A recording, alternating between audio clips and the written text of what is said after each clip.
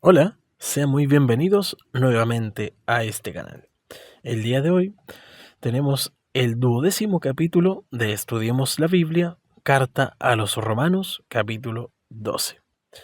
Así que con esto pasamos rápidamente a leer los versículos de la palabra del Señor.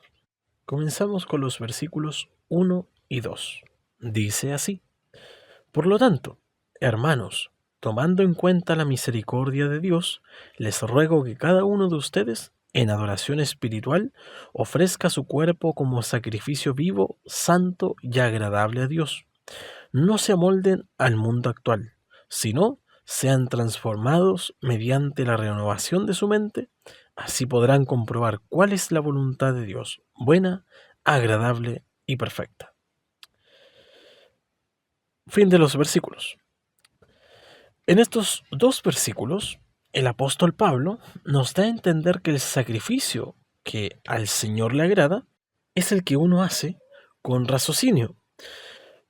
Miren, el prestar nuestros cuerpos para la justicia, es decir, el hacer el bien, es un sacrificio agradable al Señor, así como también lo es cantar con entendimiento, ¿cierto?, al Señor, salir por las calles a pregonar el Evangelio, sufrir frío o calor para ir al templo y adorar al Señor, por ejemplo, el dar ofrendas también, ayudar a los necesitados también es un sacrificio con completo raciocinio, cuando se hace con la voluntad propia, no porque alguien te mande. Eso es un sacrificio racional, lo que a Dios le agrada. Bien, es necesario, hermanos, que hagamos estos sacrificios de justicia para el bien y que no ahora proveamos para los deseos de la carne este cuerpo que es para la justicia. Y como ya no debemos vivir para agradar a nuestros deseos pecaminosos, así también, hermanos, hay que abstenernos de adaptarnos al mundo y sus prácticas. Pues, ¿acaso tiene el cristiano parte con ellos? En ninguna manera. El cristiano no tiene parte con el mundo. Ciertamente no podemos salir del mundo, pero no podemos asemejarnos a ellos porque no vivimos para agradarles a ellos, sino para servir y agradar a Cristo, y Cristo con el mundo no conecta. Bien, pasaremos a los siguientes versículos, del 3 al versículo 10. Dice así: Por la gracia que se me ha dado, les digo a todos ustedes, nadie tenga un concepto de sí más alto que el que debe tener, sino más bien piense de sí mismo con moderación, según la medida de fe que Dios le haya dado. Pues así como cada uno de nosotros tiene un solo cuerpo con muchos miembros, y no todos estos miembros desempeñan la misma función, también nosotros, siendo muchos, formamos un solo cuerpo en Cristo, y cada miembro está unido a todos los demás. Tenemos dones diferentes, según la gracia que se nos ha dado. Si el don de alguien es el don de profecía, que lo use en proporción con su fe.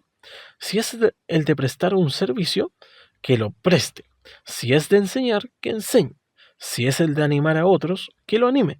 Si es el de socorrer a los necesitados, que dé con generosidad. Si es de dirigir, que dirija con esmero. Y si es de mostrar compasión, que lo haga con alegría. El amor debe ser sincero. Aborrezcan el mal, aférrense al bien. Ámense los unos a los otros con amor fraternal, respetándose y honrándose mutuamente. Fin de los versículos leídos. Miren, en estos versículos se nos enseña que ninguno de nosotros debería ser altivo, ni mucho menos arrogante, sino que seamos humildes, porque el mundo suele ser altivo, arrogante, egocéntrico y narcisista. Y como anteriormente dijimos, no podemos vivir para agradar al mundo ni asemejarnos a ellos. Si el mundo va por el camino equivocado, nosotros vamos por el camino correcto. Y así hay que tratar de mantenernos día a día perfeccionándonos en la gracia del Señor y ojalá llegar a tener la estatura de un varón perfecto. En cuanto a la iglesia, al cuerpo, ¿cierto? La iglesia es una. A pesar de que estemos divididos en denominaciones, nuestra fe es una, en excepción de aquellas sectas que se proclaman dueñas de la verdad y que algunas adoran a los hombres o rinden culto a imágenes. Y de estos tales está escrito así en 1 Corintios capítulo 5, versículo 11. Dice así: pero en esta carta quiero aclararles que no deben relacionarse con nadie que, llamándose hermano, sea inmoral o avaro, idólatra, calumniador, borracho o estafador. Con tal persona ni siquiera deben juntarse para comer. Fin de los versículos. Esta es la recomendación del apóstol Pablo para estos que se hacen llamar hermanos, pero son idólatras. Ellos mismos no temen decirlo, ¿no? Nosotros adoramos, sí, a las imágenes, pero es por... No hay ninguna excusa. La palabra de Dios es clara. Así que nosotros, con estas personas de las sectas que se proclaman ser únicas, las que únicas son dueñas de la verdad, ni siquiera aún dice el apóstol Pablo que deberíamos juntarnos con ellos a comer. Bien, la iglesia es una y cuenta de muchos miembros, hermanos con menores y mayores responsabilidades. Sin embargo, somos y deberíamos ser un equipo, como un cuerpo, porque ¿cómo funcionaría el cuerpo si estuviera contra sí mismo? Imposible, no se puede. Pero se nos aconseja que cada uno de nosotros trabajemos nuestros dones para la edificación de la obra del Señor, es decir, para que todo el cuerpo funcione bien. Pero todo esto hay que hacerlo como para el Señor, no para ser vistos, y también con amor hacia nuestros hermanos. Pues el que nos dijo: amarás al Señor con todo tu corazón, con toda tu alma y con toda tu mente, es el mismo que dijo: amarás a tu prójimo como a ti mismo. Así que hay que hacer las cosas para el Señor, ¿cierto? Trabajar en esta viña en la que estamos hoy en día trabajando, pero también hacerlo con amor hacia nuestros hermanos. Pasamos a los versículos del 11 al 16. Y dice así: nunca dejen de ser diligentes, antes bien, sirvan al Señor con el fervor que da el Espíritu. Alégrense en la esperanza, muestren paciencia en el sufrimiento, perseveren en la oración, ayuden a los hermanos necesitados, practiquen la hospitalidad, bendigan a quienes los persigan, bendigan y no maldigan. Alégrense con los que están alegres, lloren con los que lloran. Vivan en armonía los unos con los otros, no sean arrogantes, sino háganse solidarios con los humildes. No se crean que son los únicos que saben. Fin de los versículos. Así como el apóstol Pablo deseaba que la iglesia fuera ferviente en el Señor y se amaran los unos con los otros, así también el Señor desea para todas las iglesias que esto sea así, que todos seamos fervientes en servirle y que todos nos amemos, porque somos una iglesia, somos un equipo, somos miembros. Por ejemplo, el Señor daba cuando le decían que él por Belcebú echaba fuera demonios. Él les decía a los fariseos: ¿acaso puede un reino dividido crecer o permanecer? En ninguna manera, porque caerán, se dividirán y lamentablemente ese reino perecerá. Entonces, ¿puede la iglesia estar dividida? En ninguna manera, porque 100%, si hay una iglesia dividida, caerá y se terminará destruyendo a sí misma. Y ahí no habitará nunca Dios, porque Dios habita donde está la armonía. Así que en los versículos que hemos leído, el apóstol Pablo invita a la hermandad a soportarse, a ser pacientes, a amarse, que vivan en armonía y también algo muy importante, que sean empáticos, que se alegren con el que está alegre y que lloren con los que están tristes. Porque hay hermanos que son, bueno, llevados a sus ideas, ¿no? No, es que yo soy muy serio. No, es que yo soy así, yo soy enojón. No, uno tiene que amoldarse, tiene que ser débil con el débil, fuerte con el fuerte. Y ahí se demuestra verdaderamente el amor y la madurez del hermano. Pasamos ahora a los últimos versículos, que sería del 17 al 21. Y dice así: no paguen a nadie mal por mal, procuren hacer lo bueno delante de todos, si es posible. y en cuanto dependa de ustedes, vivan en paz con todos. No tomen venganza, hermanos míos, sino dejen el castigo en las manos de Dios, porque está escrito, mía es la venganza, yo pagaré, dice el Señor. Antes bien, si tu enemigo tiene hambre, dale de comer, si tiene sed, dale de beber. Actuando así, harás que se avergüence de su conducta. No te dejes vencer por el mal, al contrario, vence el mal con el bien. Con esto último, el Señor nos enseña en los evangelios, por ejemplo, en Mateo, capítulo 5, versículo 43 al 45, nos dice así: ¿Oíste que fue dicho, amarás a tu prójimo y aborrecerás a tu enemigo? Pero yo os digo, amad a vuestros enemigos, bendecid a los que os maldicen, haced bien a los que os aborrecen, y orad por los que os ultrajan y os persiguen, para que seáis hijos de vuestro Padre que está en los cielos, que hace salir su sol sobre malos y buenos, y que hace llover sobre justos e injustos. Fin de los versículos.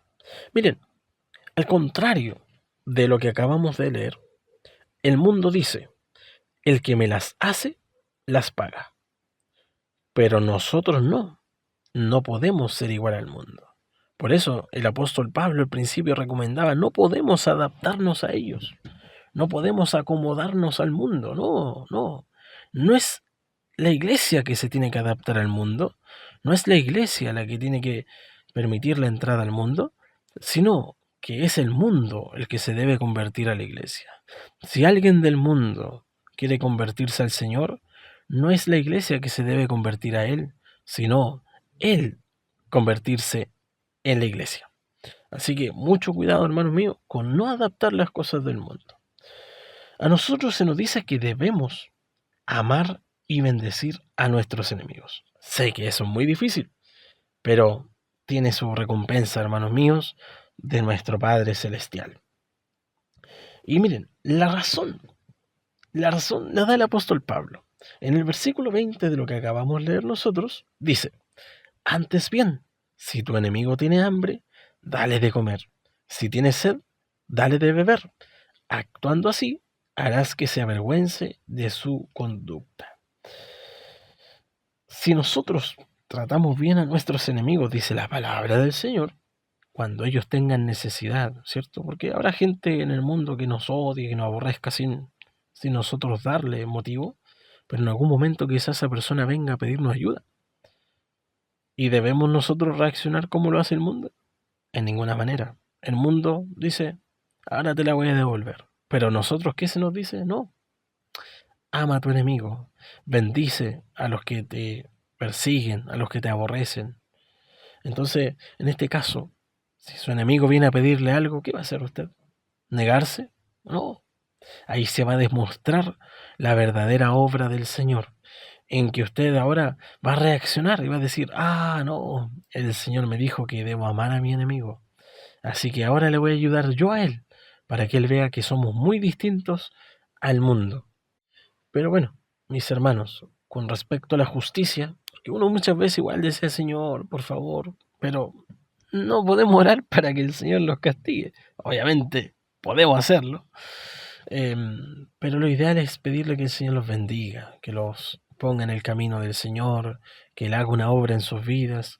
Pero es cierto, mi hermano querido, hay que dejarle las cosas en las manos del Señor, porque Él dice que la venganza es de Él. Así que nosotros no tenemos que hacer nada, hermano mío, sino dejémosles al Señor que Él haga justicia. Ahora bien, ¿cierto? Estamos hablando de esto de cristianos y el mundo. Pero, ¿qué pasa dentro de la iglesia? Y si hay algún maltrato o alguna injusticia dentro de una iglesia, ¿qué se debe hacer? En primer lugar, decir que es ridículo que algo así pueda pasar en una iglesia. Es necesario, hermano, verlo con las autoridades, en primer lugar. Así lo dice Mateo, nuestro Señor Jesucristo, ¿cierto? En el Evangelio según San Mateo, capítulo 18, versículo 15 al 18. Dice así, si tu hermano peca contra ti, ve a solas con él y hazle ver su falta. Si te hace caso, has ganado a tu hermano. Pero si no, lleva contigo a uno o dos más para que todo asunto se resuelva mediante el testimonio de 2 o 3 testigos. Si se niega a hacerles caso a ellos, díselo a la iglesia. Y si incluso a la iglesia no le hace caso, trátalo como si fuera un incrédulo o un cobrador de impuestos.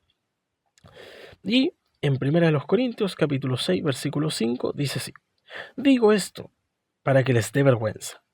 ¿Acaso no hay entre ustedes nadie lo bastante sabio como para juzgar un pleito entre creyentes?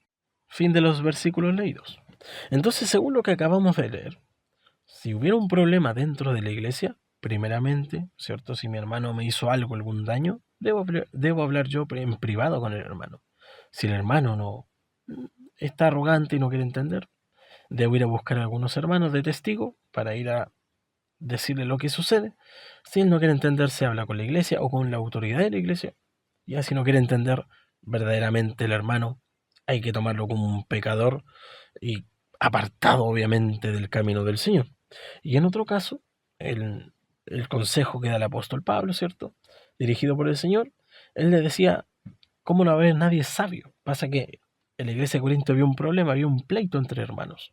Entonces él les decía: ¿no hay algún hombre, algún hermano sabio como para juzgar un pleito entre creyentes? Entonces, ¿por qué pasaba esto? Porque había un pleito en la iglesia de Corinto, como recién lo explicaba, pero estos estaban llevando el caso a los tribunales, ¿ya? Y el apóstol Pablo estaba indignado sobre esta situación, porque él decía: nosotros vamos a juzgar a los ángeles. ¿Cómo no haber nadie que pueda juzgar un pleito entre hermanos? Pero aquí está la cosa: ¿cómo va a existir pleito dentro de la iglesia? Es cierto que somos todos seres humanos dentro de la iglesia, somos distintos, tenemos diferencias. Pero ¿cómo podemos llegar a tener un pleito con algún hermano? Eso habla de que no somos espirituales, sino que somos carnales y que somos inmaduros. Como por ejemplo lo dice en 1 Corintios capítulo 3. Dice: pues aún son inmaduros. Mientras haya entre ustedes celos y contiendas, ¿no serán inmaduros? ¿Acaso no se están comportando según criterios meramente humanos? Así que, mis hermanos, obviamente como iglesia no deberíamos estar peleando. No deberían haber hermanos distanciados. No deberían haber hermanos con pleito ni problema, ni hacer injusticia, estafas, deberle uno a otro. No, eso no debería existir. Deberíamos todos cumplir bien. Pero para esto es necesario también la madurez, que seamos maduros, espirituales, y el Señor así nos ayude para poder siempre dejar el nombre del Señor bien en alto. Porque si el mundo ve que en la iglesia hay pleito, ¿qué luz alumbra? Así que, mis hermanos, esto sería el día de hoy, el estudio. Que el Señor les bendiga, que nos ayude cada día a perfeccionarnos en su gracia para poder algún día llegar al reino de los cielos. Y no olvide, mi hermano querido, que el hermano que odia a su hermano es considerado un homicida delante de los ojos de Dios. Así que mucho cuidado. El Señor les bendiga, que tengan un excelente día.